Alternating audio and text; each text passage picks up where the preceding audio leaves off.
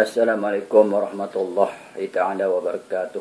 Bismillahirrahmanirrahim. Alhamdulillahi rabbil alamin. Wassalatu wassalamu ala ashrafil anbiya'i wal mursalin. Sayyidina Muhammad wa ala alihi wa sahbihi ajma'in. Rabbi syrah li sadri wa yassir li amri. Wahlul 'uqdatam min lisani yafqahu qawli. Subhanaka la ilma lana illa ma 'allamtana. Innaka antal alimul hakim. Wala hawla wala quwwata illa billahil aliyyil azim. Amma ba'd. Alhamdulillah, kita memanjat kesyukuran kepada Allah Subhanahu wa taala kerana dengan taufik dan hidayah Allah dan dengan izinnya dapat kita bertemu lagi pada pagi ini dalam siri tazkirah bersama dengan Ustaz Kamaruzaman Al-Marizi. Alhamdulillah, sekali lagi kita memanjat kesyukuran kepada Allah Subhanahu wa taala kerana kita masih lagi hidup pada hari ini, masih diberi kesempatan oleh Allah Subhanahu wa taala untuk kita menghirup udaranya, dapat kita berjalan di atas muka bumi Allah Subhanahu wa taala ini dan berbumbungkan langit Allah Subhanahu wa taala, memakan rezeki Allah Subhanahu wa taala, meminum air Allah Subhanahu wa taala. Dan Allah SWT masih lagi memberi kesihatan tubuh badan kepada kita sehingga kita dapat melakukan kerja-kerja seharian kita. Ini semua nikmat Allah SWT yang Allah SWT beri kepada kita untuk menguji kita sejauh mana kita bersyukur kepadanya di atas segala nikmat-nikmat yang dikurniakannya itu. Pertama sekali, apabila kita bangun daripada tidur, maka hendaklah kita memuji Allah Subhanahu wa taala dengan membaca Alhamdulillahillazi ahyana ba'dama amatana wa ilaihin nusyur. Artinya, segala puji bagi Allah yang telah menghidupkan kami selepas mematikan kami dan kepadanya kami kembali. Kemudian hendaklah kita pergi membersihkan diri dengan mandi, mengambil wuduk. Kemudian kita pun sembahyang fardu subuh. Ini mesti dibuat oleh setiap orang yang mengaku dia orang mukmin, orang yang beriman, orang muslim, iaitu orang yang menyerahkan dirinya kepada Allah Subhanahu wa taala. Hendaklah dia memulakan harinya dengan mengingati Allah Subhanahu wa taala, iaitu dengan sembahyang subuh. Kita sembahyang ini sebenarnya untuk mengingati Allah Subhanahu wa taala, menyembah Allah Subhanahu wa taala dan mengingatinya. Sebab itu kita suruh bangun pagi ya, sembahyang dulu, baru boleh buat kerja-kerja yang lain. Selepas kita sudah selesai sembahyang, kita pun berwirid ataupun berzikir, berzikir dan membaca beberapa potong ayat Al-Quran, supaya kita memulakan hari kita dengan perkara-perkara yang baik, perkara-perkara yang makruf, perkara-perkara yang diridai oleh Allah Subhanahu wa taala. Kemudian barulah kita menjalankan tugas harian kita untuk mencari rezeki Allah Subhanahu wa taala. Kita bertebaran di atas muka bumi mencari kurnia Allah Subhanahu wa taala. Mencari rezeki Allah Subhanahu wa taala ini juga adalah perintah Allah Subhanahu wa taala. Ini juga adalah ibadah kepada Allah Subhanahu wa taala. Tetapi kalau yang fardu tidak dibuat, yang menjadi tiang agama Islam, iaitu sembahyang 5 waktu tidak dibuat, kita bekerja mencari rezeki pun tidak menjadi ibadah kepada Allah SWT. Tetapi kalau kita menunaikan segala apa yang Allah SWT fardukan, sembahyang fardu kita tidak boleh tinggal, insya-Allah kita punya pekerjaan tadi diberkati oleh Allah SWT. Kita bekerja mencari rezeki itu dikira ibadah oleh Allah SWT dan mendapat pahala. Dan pekerjaan kita akan diridai Allah SWT dan akan barakah, iaitu dapat berkat. Rezeki yang kita dapat itu berkat, asalkan rezeki itu daripada sumber yang halal. Inilah nikmat-nikmat Allah SWT. Tapi rezeki yang kita dapat itu sebenarnya bukan semuanya milik kita. Kita kena bagi sedikit kepada orang-orang lain. Sedekahkan sedikit.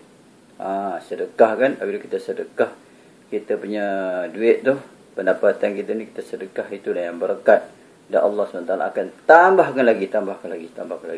apabila kita bersedekah. Bersedekah ini akan menolak bala. Kalau sekiranya bala datang, kita akan, orang yang rajin bersedekah itu dia akan terlepas daripada bala. Dan sedekah ini sebenarnya akan memurahkan rezeki. Sebab Allah Subhanahu Wa Taala itu dia Maha Pemurah. Dia akan beri saja sesiapa yang dia kenaki. Beri sesiapa yang dia kenaki. Asalkan kita berusaha, berikhtiar dan bertawakal kepada Allah, berdoa kepada Allah Subhanahu Wa Taala, insya-Allah Allah akan beri. Kita pergi berusaha, berikhtiar, kemudian bertawakal kepada Allah dan berdoa kepada Allah, meminta kepadanya supaya usaha ikhtiar kita ini dimakbulkan oleh Allah Subhanahu Wa Taala. Kemudian bila kita dah dapat rezeki, kita jangan ingat rezeki itu kita yang punya. Kita dapat duit, jangan kita ingat duit ni kita yang punya. Duit kita ni bukan kita yang punya, rezeki kita bukan kita yang punya. Allah yang punya, Allah yang beri kat kita, maka kita naklah infakkan, iaitu sedekah-sedekahkan kepada sesiapa yang memerlukan. Kita sedekah, kita bagi infak-infak. Jadi bukanlah maknanya kita dapat duit, kita nak bolot seorang saja. Itu tidak mengikut yang dikenai Allah SWT. Allah SWT suruh kita bagi-bagikan. Bila kita sedekah kan, kita akan dapat pahala. Bila kita sedekah sebahagian daripada harta kita kepada orang lain, kita akan dapat pahala. Pahala-pahala Allah SWT bagi pahala kepada kita, Allah akan bagi pahala dan akan berikan jalan syurga. Dan Allah akan beri rezeki banyak lagi. Allah akan bagi berkat, akan bagi banyak lagi rezeki. Yakinlah, dengan bersedekah, rezeki kita tidak berkurang. Duit kita, harta kita tidak berkurang kerana sedekah. Jangan kita ingat dengan bersedekah itu harta kita menjadi kurang. Tidak, harta kita lagi bertambah banyak. Sebab khazanah Allah SWT tidak pernah kurang. Khazanah Allah sentiasa banyak, tidak pernah kurang. Allah akan bagi lagi dari sumber yang kita tidak duga. Jadilah kita kena yakin. Apabila ada keyakinan bahawa insya-Allah barulah pertolongan Allah SWT itu akan datang kepada kita. Jadi kerana itulah, janganlah kita jadi orang yang kedekut, orang yang bakhil. Orang yang kedekut ini sebenarnya jauh daripada Allah dan jauh daripada manusia. Orang yang pemurah itu dekat dengan Allah dan dekat dengan manusia. Jadi jangan kita jadi orang yang kedekut, yang bakhil. Jadilah orang yang pemurah. Sebab orang yang bakhil, orang yang kedekut itu jauh daripada Allah SWT dan jauh daripada manusia. Manusia tak suka. Dan dekat dengan neraka. Orang yang pemurah, dekat dia dengan Allah SWT dan dekat dengan manusia. Manusia suka orang yang pemurah. Dan jauh daripada neraka. Masuk syurga lah dia, tempatnya. Jadi dia hidup atas dunia ni, dia pemurah, dia tidak kedekut, dia sedekah harta dia belanja orang, dia tolong orang susah, dia tolong orang miskin dan sebagainya, dia tolong orang yang memerlukan. Allah SWT akan beri dia syurga lagi banyak. Dapat mahligai yang besar, yang bukan buat daripada batu, mahligai yang buat daripada emas dan perak yang tembus-menembus, dan permata-permata yang tak pernah kita lihat kecantikannya. Dan mahligai itu cukuplah besar. Itulah kurniaan Allah. Allah akan beri dekat syurga besok mahligai. Kemudian dia bagi pula apa saja yang kita nak dapat. Nak makan apa, siap tersedia dah. Nak makan apa, nak minum apa, semuanya dah tersedia dah. Apa saja yang terlintas di hati kita, keinginan kita, Allah SWT akan tunaikan. Kita nak makan apa, Allah bagi. Kita nak minum apa, Allah bagi. Kita nak perempuan, Allah bagi bidadari. Allah bagi bidadari yang tak pernah kita lihat kecantikannya di atas dunia ini. Perempuan yang paling cantik atas dunia ini pun, sikit pun sebenarnya tak ada nilai. Tak ada cantik sikit. Kalau nak bandingkan dengan bidadari itu, Tak ada cantik perempuan dunia ni. Walaupun perempuan yang paling cantik atas dunia, sebenarnya sikit pun tak ada bandingan bidadari. Bidadari dia punya cantiknya, tak pernah mata melihat, tak pernah telinga mendengar, dan tak pernah terhayal-hayal dalam fikiran kita. Itulah bidadari yang digunakan untuk penghuni syurga. Bukan satu, banyak. Seberapa banyak yang kita nak. Bukan best di syurga. Di syurga tak ada kerja lagi. Di atas dunia ini dah kita kena kerja. Mencari rezeki. Nak cari rezeki kita kena kerja. Tetapi di syurga tak ada kerja lagi. Sana relax saja. Kita relax dengan bidadari. Apa kita nak makan?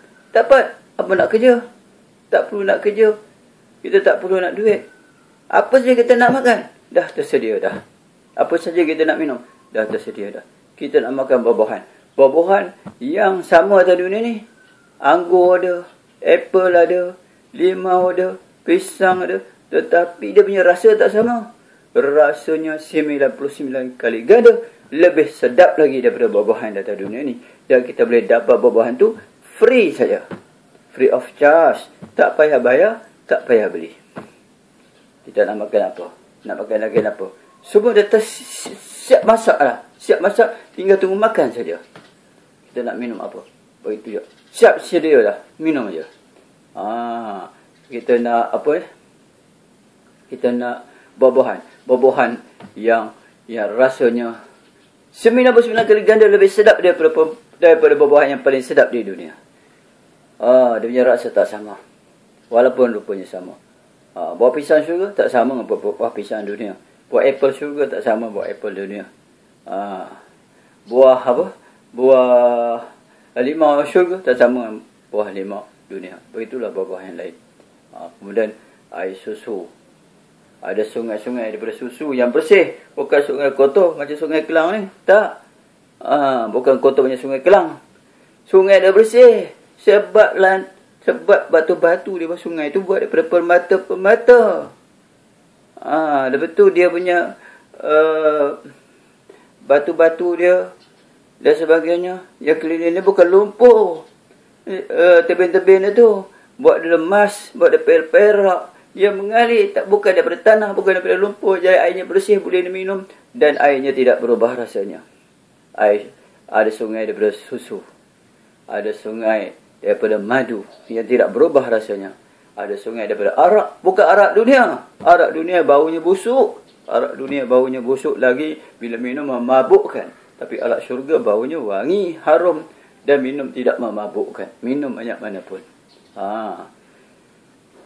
Itu dah arak syurga tidak haram. Arak dunia haram. Itulah nikmat. Nikmat syurga yang Allah SWT kurniakan kepada orang-orang yang beriman dan beramal soleh itu. Nikmatnya mata pun tak pernah lihat, telinga pun tak pernah dengar, dan tak pernah terlintas pun di fikiran manusia. Itulah nikmat yang dikurniakan oleh Allah untuk orang-orang yang taat, orang-orang yang beriman dengan Allah SWT, dan orang-orang yang taat menjalankan segala perintah Allah SWT dan meninggalkan segala larangan Allah Subhanahu wa taala.